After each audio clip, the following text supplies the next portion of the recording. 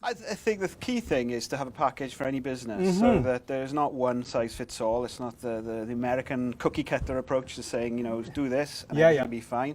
It's finding more out about the business and finding out more about the business owner and what they want out of the business. You know. I think if you're a small business, what that should represent is the value of people to your business. If you've got somebody who's a hot prospect, break up the pattern. So 3 emails, telephone call.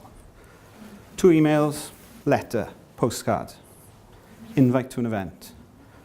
You're keeping that contact. There was a fantastic bit of research done, it must be 10 years ago, saying, you know, 80% of sales are done on the 5th meaningful contact. Yet most salespeople don't do more than 2 or 3. Well, you know, enthusiasm, I think energy is one of those things that coaches should bring. And, you know, there'll be enough people telling business owners, you can't do that. And this is, you know, this is a tough life, etc. And I think coach has to mix that realism of saying, yes, it is tough. There are going to be moments, as you say, when we cry and when we're really disappointed. Remember we said this funnel was all about value. So we've got a certain number of customers who sell, make the sale. What we now need to do is get the maximum value from those customers, and that's why this bit is expanding. So it's same number of customers, we're getting more value.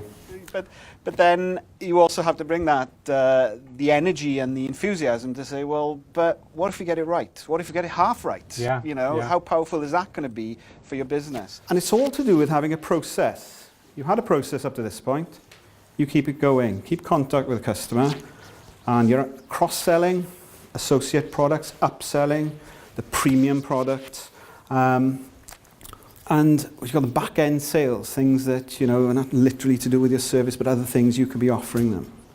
And the front end is where you make your money. It's the back end you make your fortune. There will be several people whose customer lists are your target customers. How can you work with them as a joint venture?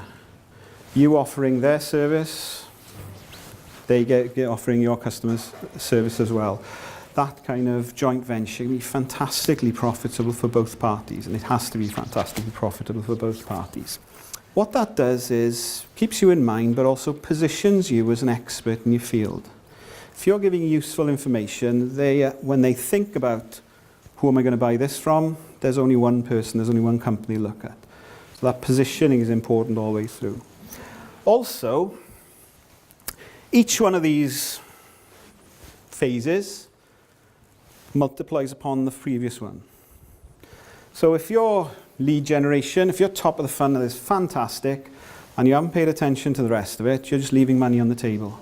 Coaching really is all about identifying and really reviewing performance as it is at the moment, and then putting in place the systems that make the component parts, if you like, just that little bit better.